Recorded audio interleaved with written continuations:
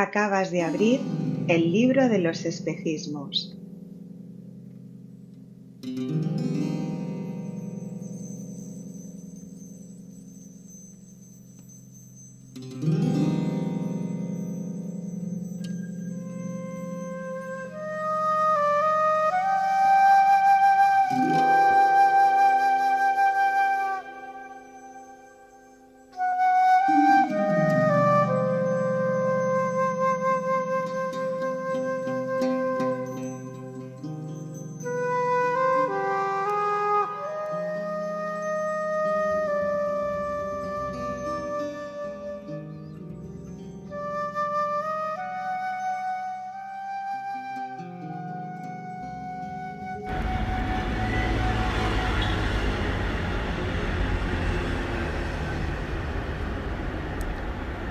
Soy Marimer de Chamberí.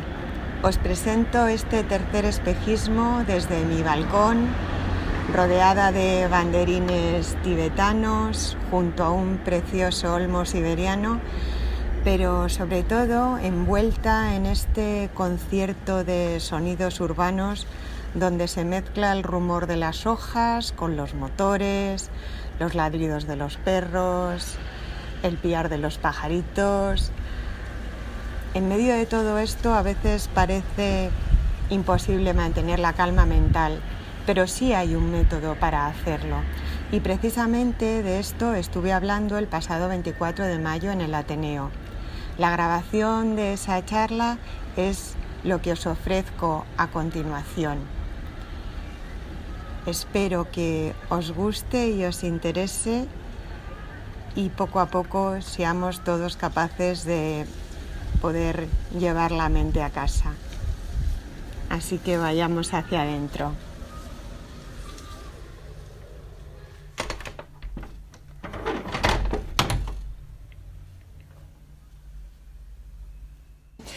Pues lo primero, pues eso, daros las gracias por venir, por estar aquí y bueno, espero que aparte de escucharme y de también vosotros hacer las observaciones que queráis, que pueden ser en cualquier momento, o sea, no es necesario esperar al final. Si alguna cosa os interesa o os apetece hacer alguna observación, a mí no me importa que me interrumpáis, ¿no? Mi idea es, en principio, esta charla la he titulado La práctica de la calma mental y está un poco en continuación con la de marzo, aunque bueno, no es imprescindible haber escuchado la de marzo, pero sí que es cierto que están bastante conectadas, ¿no? Mi idea es un poco contar qué es esto de la meditación y en concreto qué es esto de la práctica de la calma mental. Y luego, bueno, pues aunque la situación así en la que estamos, así en una sala tan formal, todo está sentado, vosotros allí, yo aquí enfrente, no sea lo más, digamos, como se diría desde el punto de vista del budismo, lo más auspicioso ni lo más, ni lo más agradable, pero vamos a intentar hacer una breve práctica. Pues en principio lo que quería comentaros es, desde el punto de vista del budismo, qué es y qué no es la meditación. La meditación dentro del budismo no es algo aislado. El otro día hablábamos de las famosas estas 4 nobles verdades, del que el sufrimiento existe, que el sufrimiento tiene una causa, que esas causas se pueden eliminar o como mínimo atenuar, y que para esto existe un camino que es el camino óctuple. Esto del camino óctuple no significa que sea un camino que va por 8 etapas, primero una etapa, luego otra etapa, sino que es una vía de 8 carriles en los que va uno haciendo eses como puede y va entrando por todas. Este camino óctuple lo dividen en 3 partes, que son necesarias, como decimos siempre, sin perder de vista cuál es el objetivo, que es eliminar el sufrimiento, que es el más ambicioso, o al menos atenuarlo. Y eso sí está en nuestra mano. Entonces, las primeras 2 vías están encuadradas dentro del grupo de la sabiduría, son el entendimiento y el pensamiento. El segundo grupo de vías es la virtud, y esta trata de la palabra, de la acción y del medio de vida. Y el último grupo es el llamado meditación. En este se habla del esfuerzo, la atención y la concentración. Bueno, en principio vamos a definir lo que es, en este caso, meditación. Meditación, en este caso, no tiene mucho que ver con la palabra del diccionario. No es reflexionar o pensar detenidamente acerca de algo. ¿De qué estamos hablando cuando hablamos de meditación dentro del budismo? Bueno, estamos traduciendo una palabra del sánscrito que es bhavana. Bhavana significa precisamente entrenamiento mental. Y también estamos traduciendo una palabra del tibetano que es gon, que significa familiarizarse. En este caso, familiarizarse con los aspectos positivos de la mente. Entendamos también que cuando estamos hablando de mente, en el budismo no estamos diferenciando únicamente lo intelectual. En nuestras tradiciones más cercanas, más occidentales, separamos mucho, por nuestra tradición platónica, etcétera, el intelecto del corazón, lo que entendemos metafóricamente como corazón. Y bueno, esto me sirve también para introducir algo que quería deciros. De todo esto, de lo que voy a hablar en este jardín que me he metido, es un jardín en el que fundamentalmente estamos hablando de experiencias subjetivas. Y se utilizan muchísimo las metáforas precisamente porque son cosas bastante inefables, bastante difíciles de explicar. Se puede hacer un acercamiento, pero lo que es la experiencia final, esa es un sabor personal, ¿no?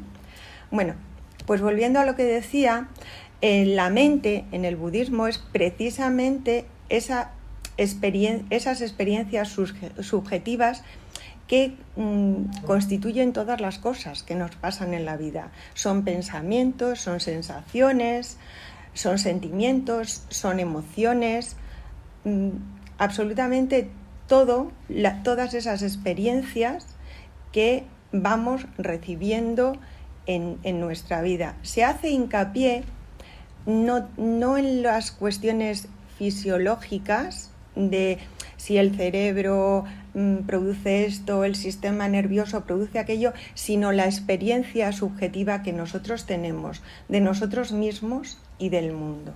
Entonces, a partir de ahí, cuando hablamos de entrenamiento mental, estamos hablando de familiarizarnos con cómo funciona nuestra mente y dedicarnos a desarrollar los aspectos positivos y beneficiosos de nuestra mente precisamente para eso, o sea, para liberarnos del sufrimiento que muchas veces, la inmensa mayoría de las veces, nos generamos a nosotros mismos porque somos especialistas en poner minas y pisarlas después. O sea que entonces, ¿qué podríamos decir? Pues hay autores que a mí hay un libro que me gusta mucho, que es el libro tibetano de la vida y de la muerte de Chogyal Rinpoche, y este hombre habla de la meditación como llevar la mente a casa. ¿Qué significa llevar la mente a casa? Pues precisamente eso, ¿no? El estar en un estado de conciencia, llegar a un estado de conciencia en el que nosotros nos demos cuenta de cómo estamos funcionando, de cómo se están desarrollando nuestras experiencias y seamos capaces de permanecer en esa presencia, en esa consciencia. La identificación con esta naturaleza de claridad de nuestra mente, también algunos maestros lo asimilan a un espejo, ¿no? Dicen que nuestra mente sería como un espejo, que su naturaleza es reflejar. Tú pones un espejo y delante de él, haya lo que haya, lo refleja. Hasta la atmósfera, hasta cualquier cosa. Y además el espejo tiene esa naturaleza de claridad y puede reflejar desde una rosa hasta un excremento de perro. Y por eso no huele a caca o huele a rosa. De alguna forma nuestra mente, si damos un paso atrás y permanecemos durante la meditación en ese estado de observación, en ese estado de claridad, nos damos cuenta de cuál es el funcionamiento y de cuáles son las trampas que muchas veces nos juega nuestra propia valoración de las experiencias, ¿no?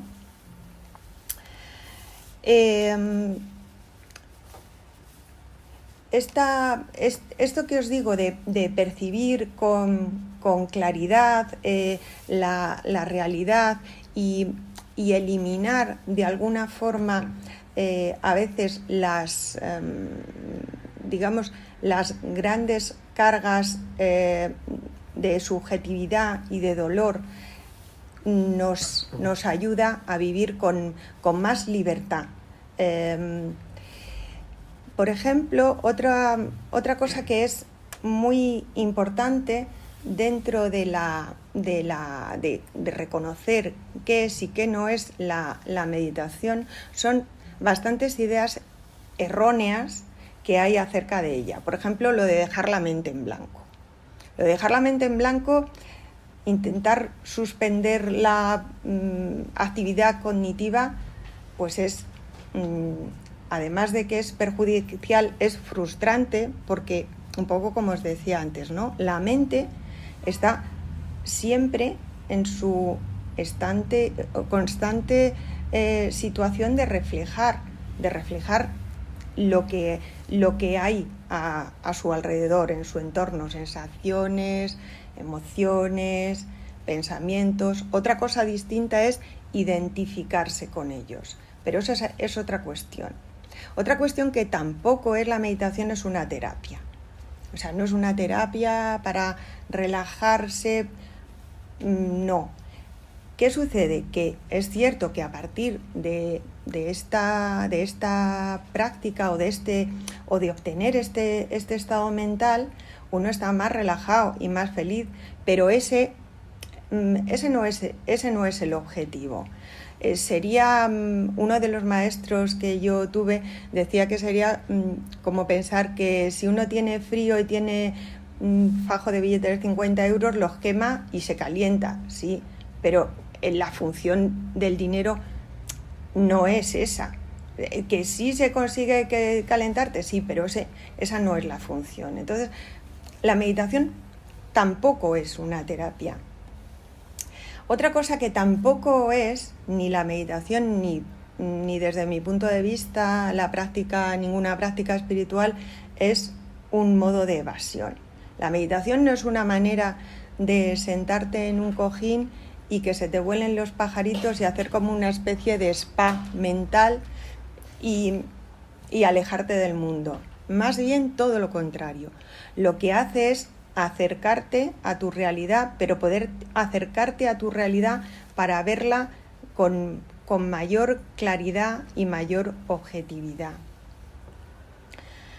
Tampoco es un ejercicio de control mental para subyugar la mente a la fuerza, ni tampoco es un ejercicio de respiración.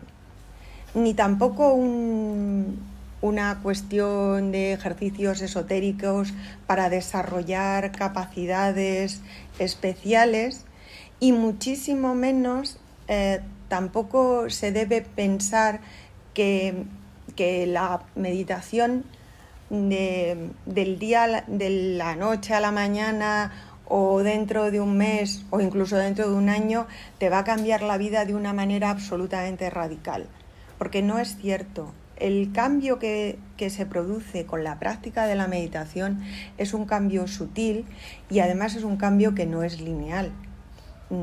Tenemos que de alguna forma familiarizarse con cómo funciona nuestra mente, es familiarizarnos con nosotros mismos, y nosotros estamos en un constante proceso de cambio.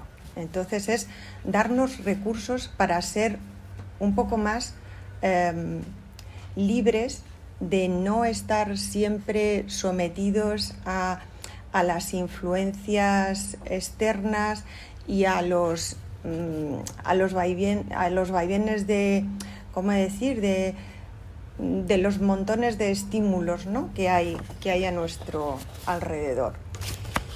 El plantearnos la meditación con todas estas ideas preconcebidas conduce sin ninguna duda a la frustración y a decir, esto no es para mí, esto...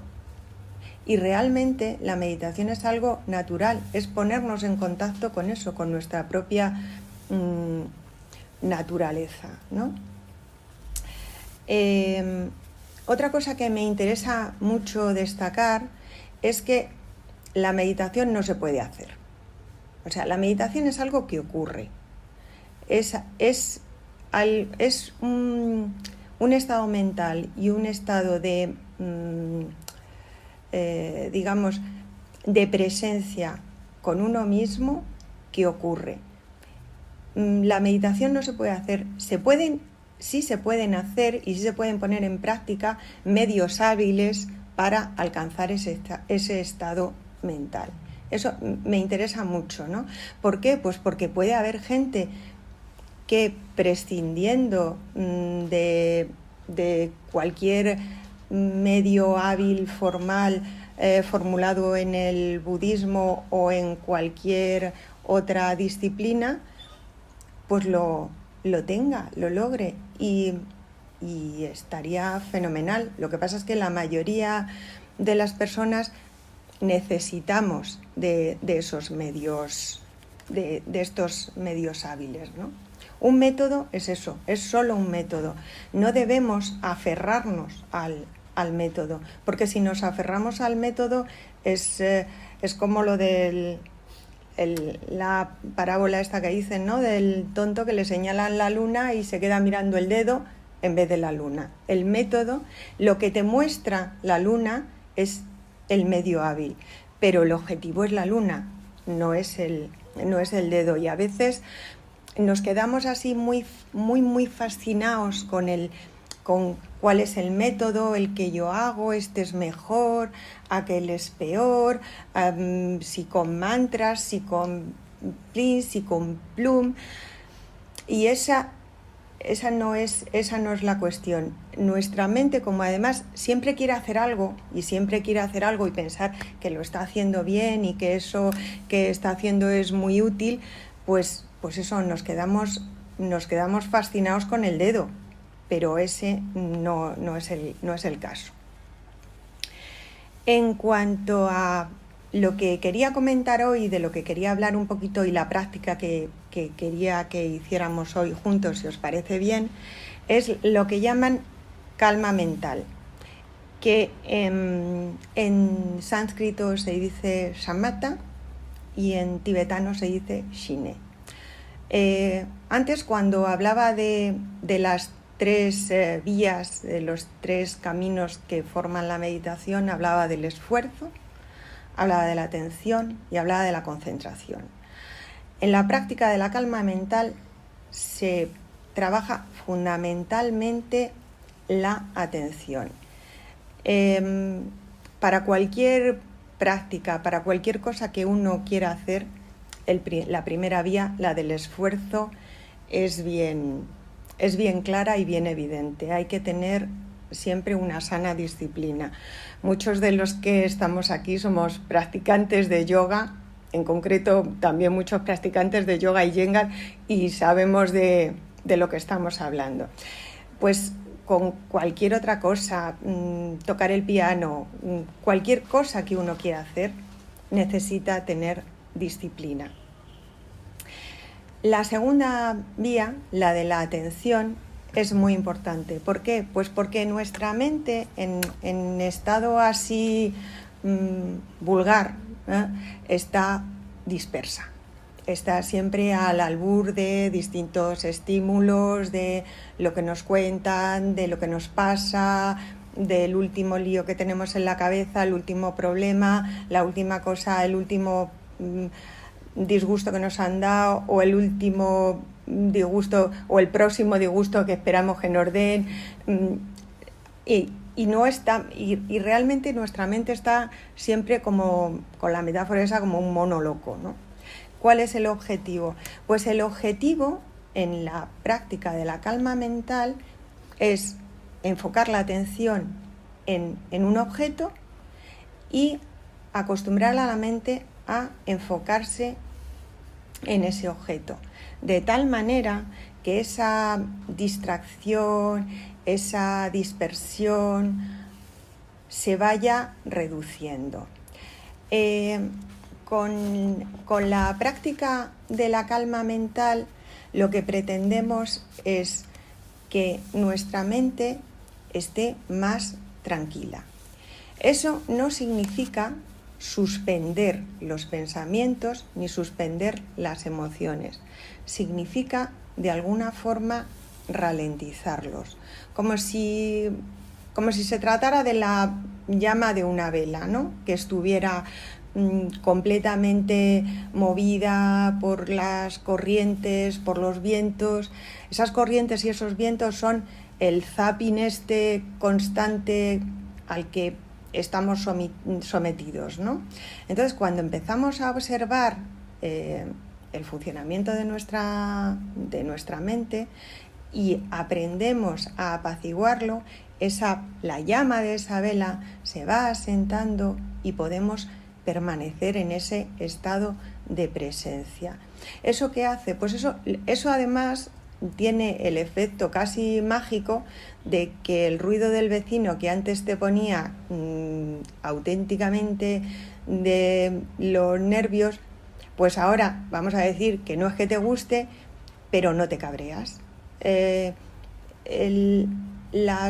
Los inconvenientes que van a seguir surgiendo y que nos van a seguir afectando, pero no nos sacan de nuestras casillas. Poco a poco les vamos quitando esa carga, muchas veces esa carga personal, porque a veces una de las cuestiones que nos pasa es que todo lo que sentimos, todo lo que pensamos, lo sentimos o como algo que me dan a mí o como algo que me quitan a mí, ¿no?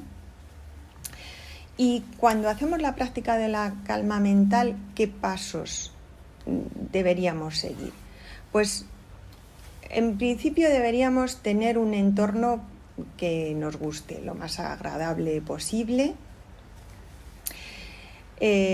silencioso, tranquilo, porque, bueno, luego, al fin y al cabo, esto de lo que se trata es después de llevarlo a la vida diaria. En la vida diaria, pues las condiciones no son siempre las óptimas, pero cuando estamos empezando a hacer una práctica y queremos ejercitarnos en ella, debemos facilitárnoslo lo más posible, ¿no? Otra cosa importante es establecernos un tiempo de práctica. Pueden ser 5 minutos, pueden ser 10. Hay maestros como Chogyal Rinpoche que dice que más vale hacer prácticas cortitas, tiempos cortitos, descansar. Otros dicen que tienen que ser 20 minutos.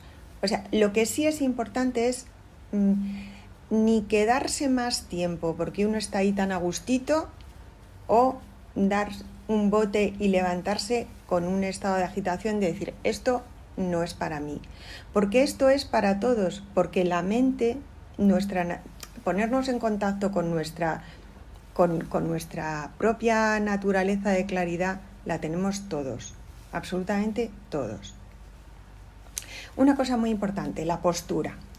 Bueno, hoy precisamente como estamos aquí así sentados y tal en la sala, pues no se puede hacer mucho hincapié en este asunto de la postura, pero sí que es importante una cosa, tener en cuenta que la espalda tiene que estar recta, sentirnos, por una parte, bien afianzados en el suelo y también sentirnos de alguna forma ligeros, altos y abiertos, sentirnos en una posición en la que nuestro pecho esté abierto, nuestra espalda esté fuerte, nuestros pies estén bien afianzados y nuestra coronilla vaya hacia el cielo, sin levantar demasiado la cabeza ni luego bajarla demasiado. Pero bueno, luego cuando hagamos la práctica explicaré un poquito más de esto, ¿no?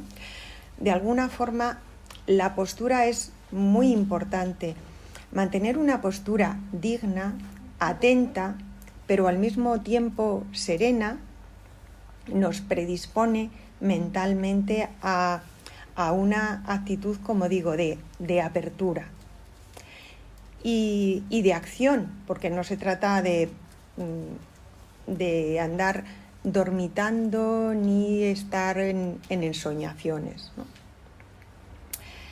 Nuestra actitud, como digo, tiene que ser una actitud de curiosidad, de una actitud alegre, de apertura, de sencillez, de naturalidad y sobre todo, por Dios, de falta de solemnidad. No estamos haciendo una cosa dificilísima, ni rarísima, ni nada. Estamos observándonos a nosotros mismos y generando un espacio interior donde seguir observándonos y donde seguir aprendiendo acerca de nosotros mismos, y con eso también aprendemos de cómo es el mundo y de cómo son los demás y de cómo relacionarnos, ¿no? Otra cosa muy importante, otra actitud que no debemos olvidar es la benevolencia hacia nosotros mismos. Eso de que a mí esto no me sale, yo esto lo hago mal, ya estoy pensando en otra cosa, ya se me ha ido la cabeza, no sé qué, esto es, pues, enfadarnos por eso cuando durante la meditación de la atención nos damos cuenta que nos hemos despistado. Fijaos la palabra, nos damos cuenta. O sea, si nos damos cuenta es porque estamos atentos. Precisamente cuando nos despistamos, en el momento que decimos, ay, me he despistado, nos estamos dando cuenta. Así de paradójico es, ¿no? ¿Qué obstáculos tenemos? Pues uno de ellos principalmente es la pereza. O sea, antes de sentarnos a hacer algo para nosotros mismos, pues siempre se nos ocurre poner la lavadora o ver la televisión o llamar por teléfono o mirar WhatsApp. Es importante, pues eso, vencer la pereza, porque luego bien sabemos todos que se agradece, ¿no? Otro obstáculo es el enfado, como decía, enfadarse con uno mismo, ¿no? La prisa por obtener resultados, ¿no? El apego a las situaciones beneficiosas o agradables, ¿no? Muchas veces haciendo práctica de meditación, pues hay veces que estás, pero bien, y al día siguiente te sientas y estás fatal. Y además el querer buscar otra vez estar tan bien es frustrante y además, pues claro, un auténtico error, porque precisamente eso, o sea, nuestra mente va cambiando constantemente.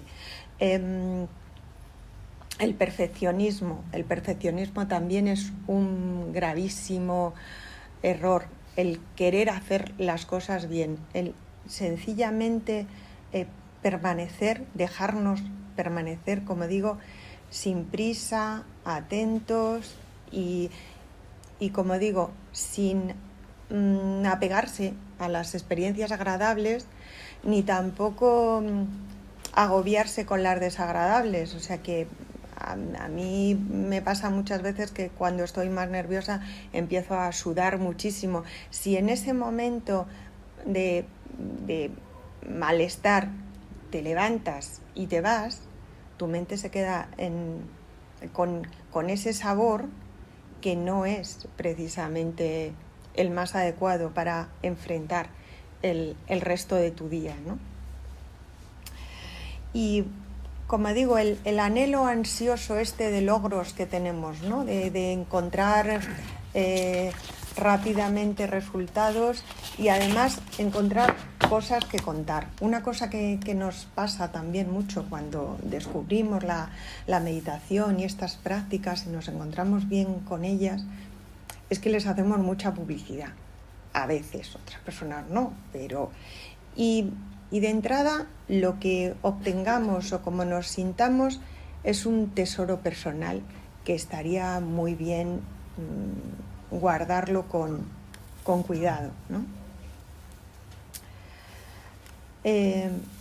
Y ahora, otra cosa que quería comentaros, después de hablaros un poco de los obstáculos, es tener en cuenta que durante esta práctica, ¿no?, es importante en voz alta o para nosotros mismos recordarnos cuál es la motivación, para qué hacemos esto, por qué lo hacemos, porque eso es importante para tener continuidad.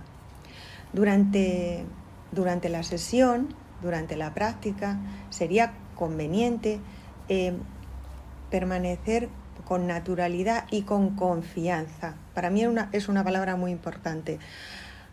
Por vaivenes que uno tenga, pues eso que digo, aunque estés nervioso, aunque te vengan, a veces la gente cuando empieza a desarrollar este tipo de prácticas como la calma mental, piensa que tiene más pensamientos que nunca y que está más embarullado que nunca. Y realmente es todo lo contrario. Lo que sucede es que te estás dando cuenta del barullo que tienes que antes pues no te dabas, ¿no? Y al final también es muy importante dedicar lo que en budismo se llama dedicar los méritos. Es decir, de alguna forma lo que hacemos, los beneficios que podamos sacar de esto para nosotros y para los demás, lo podemos hacer siempre por el apoyo, por la ayuda de otras personas y de otros seres, desde los que nos ponemos hasta los que nos dan la ropa, hasta, en fin, todo, absolutamente todo. Y dedicar esos beneficios y compartirlos con todos hace que esa práctica se consolide muchísimo más. Y es importante también cuando se termina no pegar un bote y salir corriendo. O sea, que ese sabor que nos ha quedado impregne lo más posible nuestra vida cotidiana, ¿no? Y ahora, en concreto, voy a hablar un poco de cuál es la práctica que me gustaría que hiciéramos hoy, si os parece bien, que es la práctica de la calma mental concentrándonos en la respiración, que es de las más utilizadas. ¿Por qué es de las más utilizadas? Pues hombre, en principio porque observar, enfocarnos en un objeto, el objeto de la respiración es un objeto que espero que no perdamos ninguno de los que estamos aquí durante la sesión, porque si no, mal vamos. Y es un objeto que en principio no tiene ninguna connotación afectiva ni ninguna connotación cultural. Si uno dice, enfoca tu mente en una rosa, pues a lo mejor hay alguien que es alérgico a las rosas, o enfoca tu mente en una imagen de Buda. Bueno, es que para hacer meditación, para practicar este medio hábil de la calma mental, pues no hay que ser budista para ponerse uno en contacto con su propia naturaleza mental, con lo cual, pues lo más utilizado es la respiración. La respiración en este caso no se convierte en una especie de mandato al que tenemos que subyugarnos, sino más bien un refugio. Cuando nosotros empezamos a contemplar la respiración, a contemplar las sensaciones del aire al entrar y el salir de las fosas nasales, prácticamente en nada nuestra mente se va a ir, le va a venir un pensamiento, le va a venir me pica un pie, o qué incómoda estoy, o qué aburrimiento, o yo me quiero ir. La cuestión está en que cuando venga todo eso, volver de nuevo y decir, bueno, ahora voy a descansar de todo esto. Todo esto ahora no es su momento. Y vuelvo a atender, a enfocarme, a observar la respiración. Cuantas veces haga falta, observando eso, observando ese vaivén de nuestros pensamientos y nuestras sensaciones. Algunos maestros dicen como un sabio anciano observa jugar a un niño. O sea, tú vuelves otra vez. Que te has ido, vuelves otra vez. Y además, cuando te das cuenta que te has ido, como os decía antes, eso no significa ni más ni menos que te has dado cuenta. O sea, que estás atento y que estás cultivando la atención, que es de lo que se trata, ¿no? Los pensamientos, pues en una metáfora también muy utilizada, son como si fueran las olas del océano. Nuestra mente es el propio océano, los pensamientos, las sensaciones, las emociones son olas que son el propio océano, se manifiestan y vuelven al propio océano. Llega uno a familiarizarse de alguna manera con la respiración y a casi sentirse uno mismo la respiración. Esto a lo mejor es un atisbo de un segundo, ¿no? Pero volviendo a la metáfora del océano, ¿no?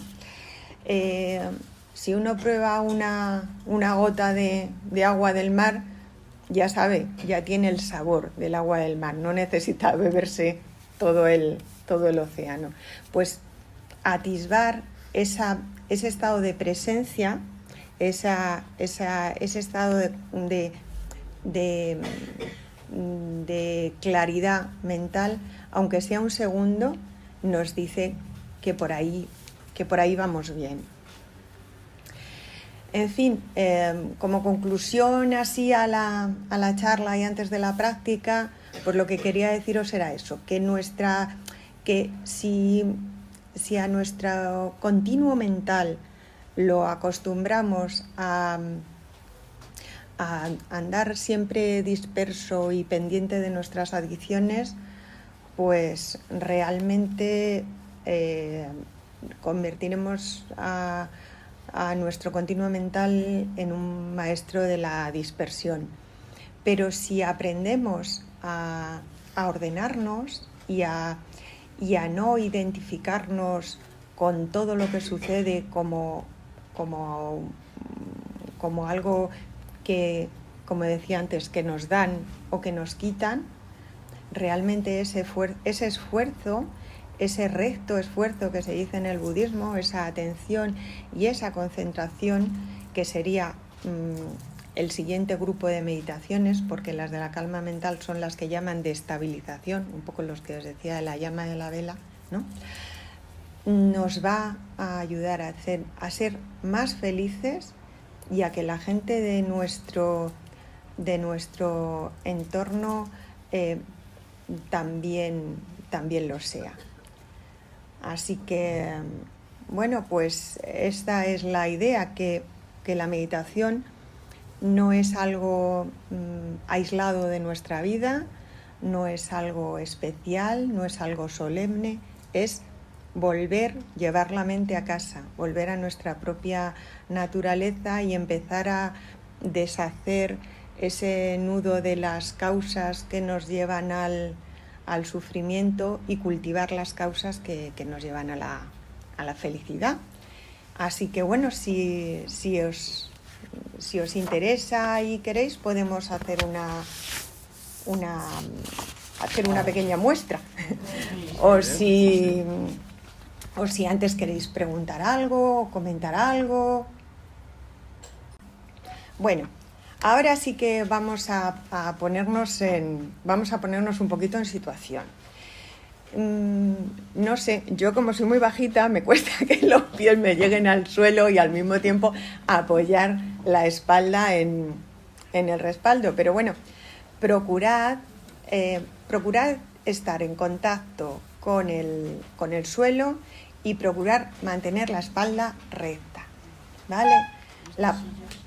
Sí, es un poquito difícil. Bueno, os anticipo que la práctica no va a ser larga, ¿vale? Porque no creo que sea necesario y además, como digo, no es un lugar ni unas condiciones de lo más favorables, ¿no? Pero bueno, para hacernos un poquito la idea, yo creo que sí que podemos hacerlo. Entonces, podéis colocar las manos sobre el regazo como queráis. En la postura budista se suelen poner así, la mano derecha sobre la izquierda y juntando los pulgares y con los brazos un poquito separados, pero si ponéis las manos sobre los muslos, lo importante es que la espalda esté tranquila, que el pecho esté abierto, que la coronilla esté hacia el cielo, la coronilla hacia el cielo y los pies hacia el suelo. De alguna forma eso es lo que nuestra postura está ahí simbolizando nuestra relación con lo absoluto y lo relativo, la verdad absoluta y la verdad relativa que conviven en nuestra vida, ¿no? y en nuestro estar, ¿no? Bueno, pues como os decía, vamos a tener esa postura y luego cuando toque la campanita 3 veces empezaré un poquito a guiar la meditación.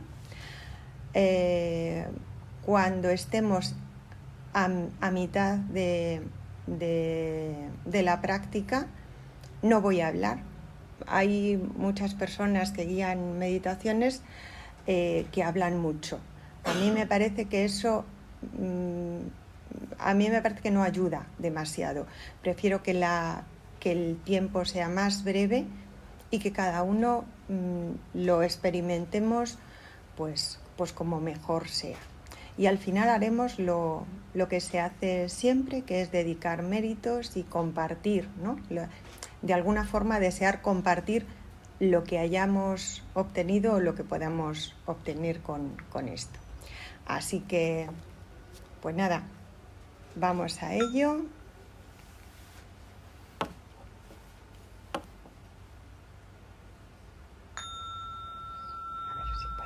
A ver si suena un poquito más.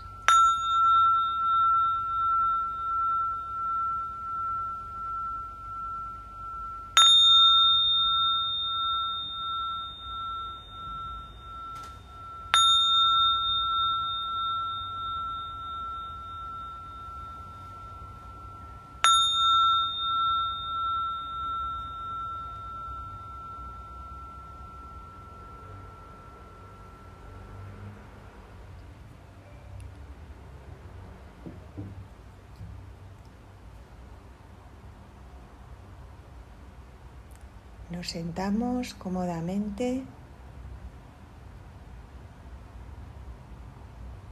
manteniendo la espalda recta, el pecho abierto.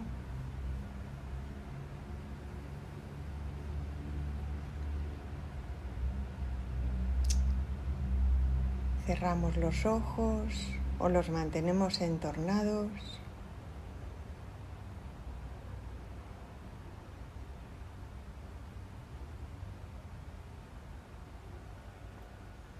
Pero procuramos mantener la mirada ni muy baja ni muy alta. Con ojos abiertos o entornados, la mirada va en línea con la nariz.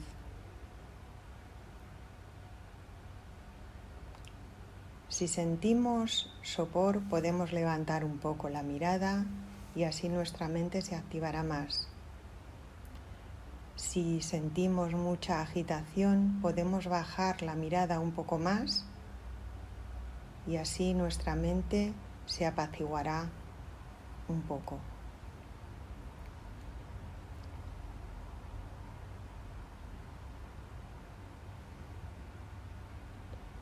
Colocamos la punta de la nariz detrás de los dientes superiores.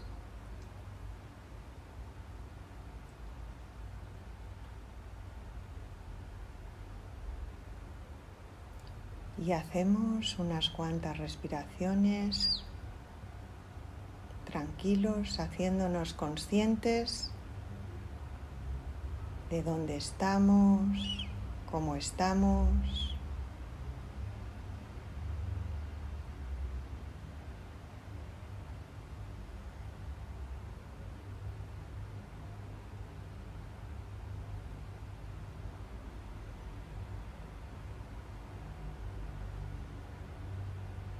Con cada inspiración nos llenamos de confianza en nosotros mismos. Con cada expiración soltamos todo aquello que ahora no necesitamos.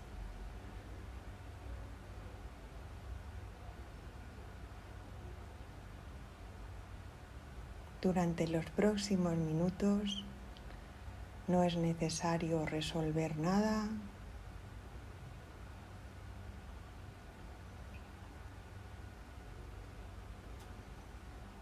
Podemos dejar atrás los problemas, los objetivos, los miedos. Con cada expiración soltamos todo eso que ahora no necesitamos. Ya resolveremos más tarde.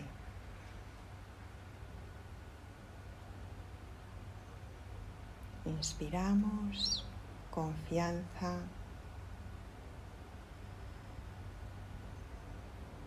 Al expirar soltamos.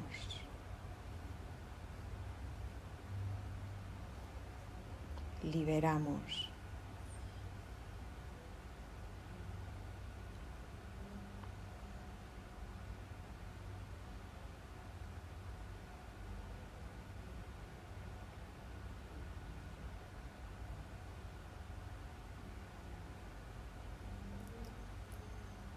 Ahora nos recordamos cuál es nuestra motivación para hacer esta práctica juntos aquí.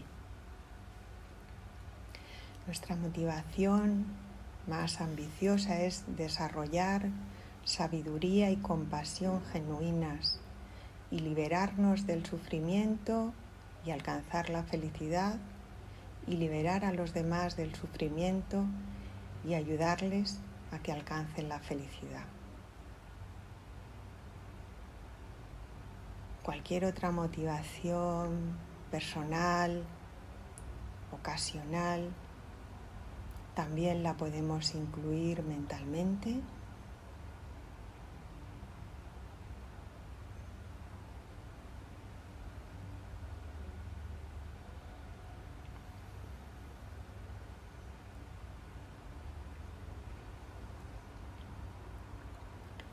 Y ahora comenzamos a observar las sensaciones del aire al entrar y al salir de las fosas nasales.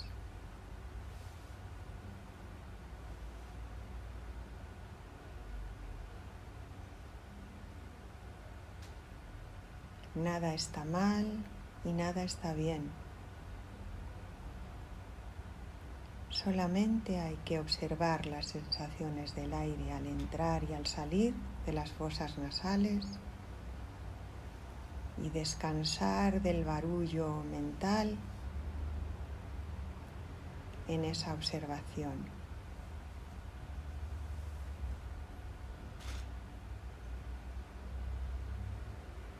Sin prisa, sin rigor, descansando en cada expiración, descansando en cada inspiración.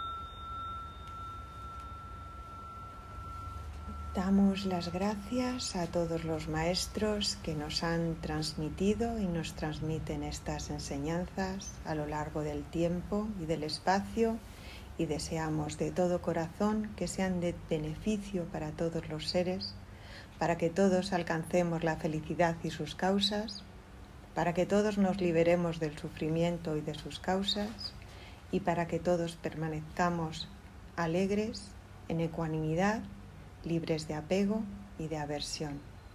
Gracias a todos por estar aquí. Bueno, si alguien quiere hacer alguna pregunta. ¿Es normal que duela la espalda a tenerla recta? Porque a mí me ha dolido mucho. Mira, es normal que duela la espalda, es normal que te pique todo, es normal que rompas a sudar, es normal que te quieras ir y que digas que qué hago yo aquí, ¿sabes? No, quitar los dolores de espalda. Pero sí puede ser. También, claro, cada uno depende de cómo se encuentre, de cómo esté su espalda. Ya digo, es que de todas formas he hecho una práctica muy breve, así un poco para coger el saborcillo, ¿sabes? Como el que mete la punta de una cucharita en un tarro de mermelada, pero no más, porque no se dan las condiciones. Habría que ver cuál es tu postura y seguramente que a lo mejor en un banquito de estos de meditación, de estos que estás un poco de rodillas, así un poco inclinada, pues estarías mejor, ¿sabes? Es que a lo mejor esto es un poco forzado, ¿sabes? Sí. ¿Se puede hacer en el suelo o hay que hacerlo en el banquito este de...? Se puede hacer en el suelo. Tumbado. Sí, Tumbado. es preferible no hacerlo tumbado, digamos, para no dormirse. ¿Cuál es a ver, si tú te encuentras mal, te encuentras cansada o muy cansada, yo te diría que hay una postura muy interesante que es con las rodillas flexionadas, la espalda bien apoyada en el suelo, tal vez la cabeza en una almohadita un poco durita para que esté un poquito más alzada y no te, ¿sabes? O sea, no sea postura de dormir. Y las rodillas y las rodillas flexionadas, de tal manera que las lumbares están bien firmes contra el suelo, ¿sabes? Y no es una postura de dormirte, y si es una postura de si por alguna razón, pues eso, no te encuentras bien o estás cansada, te duele mucho la espalda o lo que sea, puedes hacerlo así también. Se trata de no dormirse. Bueno, aquí hemos tenido suerte porque no ha pasado ni un solo coche, no ha habido ruido. Bueno, Hemos si hay ruido, pues aquí hay que hacer el cesto con los mimbres. Ya, pero hemos tenido suerte. Sí, ha habido suerte, sí. Ha habido suerte. ¿Alguien más quiere...? Sí, una preguntita. Dime. ¿Qué opinión tienes sobre el mindfulness? ¿Te digo la verdad o...? La verdad es que a mí no me interesa mucho, porque me parece que que está un poco sacado de contexto. Toda esta charla, en principio, era precisamente para quitar, digamos, esa parte de mindfulness. Lo primero, ya decirlo en inglés, a mí es una cosa que me da como un poco de grima, o sea, conciencia plena. Pues es que es eso, ¿no? La práctica de la calma mental es eso, ¿no? La conciencia plena. Lo que pasa es que me parece que se ha pervertido un poco, en muchos casos, a lo mejor en otros no, en los que yo conozco sí, el objetivo de este asunto. O sea, se ha convertido un poco lo que decía al principio, prácticamente como en una terapia, ¿no? Vamos a hacer esto para estar bien, que yo no digo que vayamos a hacer la práctica de la calma mental para estar mal, pero que es algo más, tiene más alcance, ¿sabes? O sea, yo creo que han cogido el método, pero lo han vaciado de su contenido más trascendente. Esa es mi opinión. Por lo menos en los casos que yo conozco, que como este tipo de corrientes son muy, digamos, muy variadas y están constantemente creciendo, pues lo mismo estoy ahora mismo diciendo un disparate, pero en lo que yo conozco, eso es lo que yo he visto, ¿sabes? Otra pregunta un poco personal, si quieres no contestes. Sí. ¿Cómo has llegado tú aquí? ¿A través de qué? ¿A través del yoga? ¿A través de...? Cada uno tenemos nuestro camino en la viña del Señor y... ¿Tienes tiempo? ¿A qué hora cierran? A las 12. ¿A qué hora cierran? Espérate que le va a doler la espalda a la compañera. No, pues, madre mía, yo empecé con todo esto y pues eso, ¿no? Yo hice la comunión. No, mira, yo empecé a enterarme de cosas de estas, yo era bastante pequeña y tengo un hermano bastante 9 años mayor que yo que compraba la revista aquella Karma 7. Y ahí empecé a enterarme de cosas de estas, pues de meditaciones, de cosas así, o sea, de entrada una cosa así como muy folclórica. Luego leí el libro aquel, cuando era adolescente, tendría como 14 años, me leí el libro aquel de Lobsang Rampa, aquel famoso, ¿cómo se llamaba? El tercer ojo de Lobsang Rampa y no sé cuántitos, ¿no? Que no se muere. Y ahí empezaba yo como un poco a flipar un poco con todo esto, ¿no? Luego ya después yo estudié filología hispánica y también empecé a leer más cosas de budismo, pero yo estaba haciendo especialmente un doctorado de literatura hispanoamericana y leyendo a Borges, que está muy influido por el budismo, y a mí también me interesaba el budismo, pues empecé a hacer meditación zen. Y ya no sigo, pero vamos, ha sido ha sido un picoteo constante, pero siempre me ha llamado la atención. Siempre ha habido algo ahí desde muy pequeña, ¿no? que me llamaba la atención. ¿Y crees que hay algo indefinible? Pero hay algo, ¿no? No te estoy hablando de no, es que no es magia ni de tal. Algo indefinible. Claro, es que una predisposición, ¿quieres decir? No. O sea, como un estado de una fortaleza que puedes desarrollar. De conciencia o de elevación. Pues más que elevación, sí, no, pero fíjate, es que, claro, es un poco lo que decía al principio, ¿no? Es que en estas cosas uno no puede más que valerse de las metáforas, porque a ver, o sea, ¿cómo hablas de experiencias subjetivas, ¿no? Pues eso es lo que les ha pasado siempre a los místicos, ¿no? Yo no soy una mística y además no soy una maestra y soy una practicante como cualquiera, ¿no? Pero sí que es cierto que hay momentos en los que uno atisba esa claridad, ¿no? Tiene ese sabor de la gotita del océano, ¿no? Y esa apertura mental y ese poco a poco irle quitando cascaritas rígidas a nuestra idea de nosotros mismos y a nuestra idea de la realidad, nos libera muchísimo y nos da una apertura de conciencia que no sé hasta qué punto es elevada o no es elevada. Yo creo que es amplia, ¿sabes? Más que no te separa de la realidad, sino que te vincula a la realidad con más conocimiento y me atrevo a decir con más sabiduría, ¿no? Con todo lo que conlleva eso, ¿no? Pero no de una manera, ¿sabes? O sea, siempre pienso no pretenciosa, ni tampoco elevarse de la realidad, ¿sabes? O sea, para mí la espiritualidad y todo esto no es para largarse, ¿sabes? O sea, para como las cosas que pasan y como la vida duele, pues entonces me voy, ¿sabes? Me fumo una meditación, me la fumo así como el que se fuma otra cosa y me voy. No.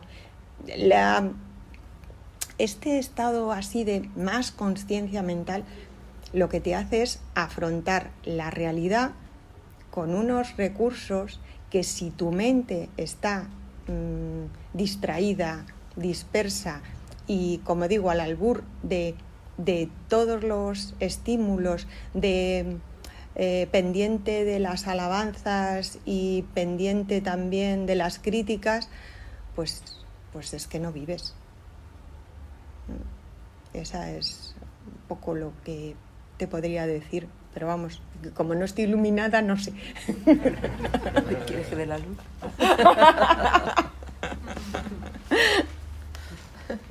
Pero bueno, en mi experiencia eso es lo que te podría decir.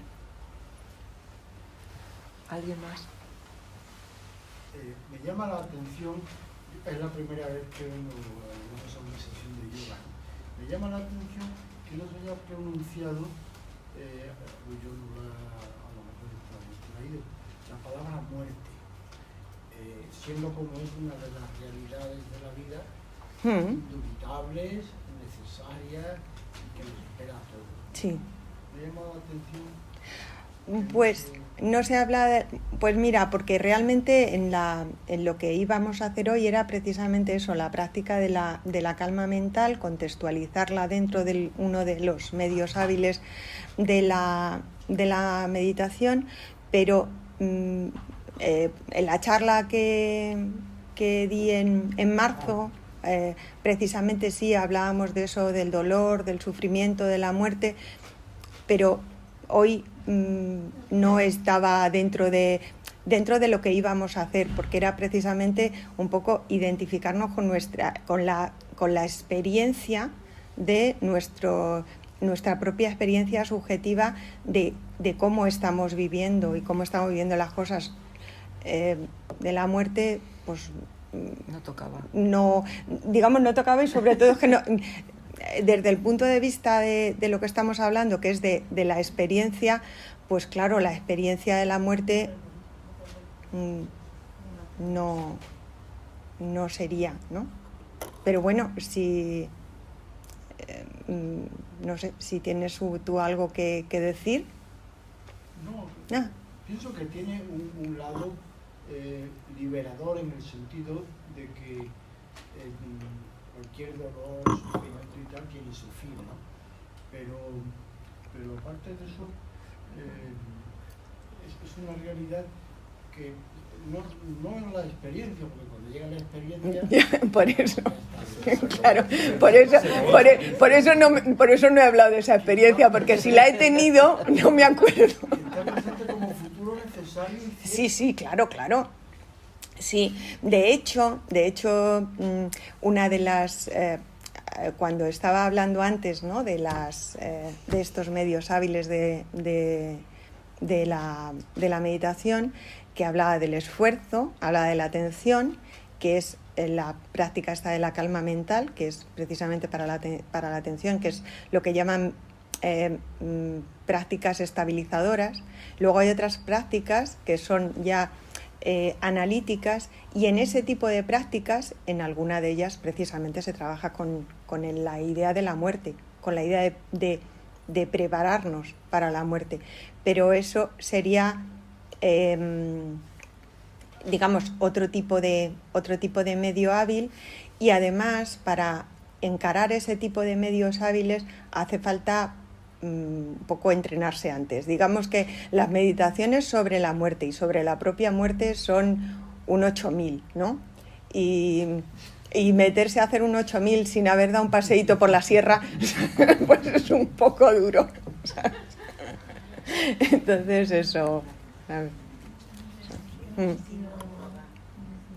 ¿Alguien más? Pues nada, si os parece. Muchas gracias. Muchas Bueno, gracias. gracias.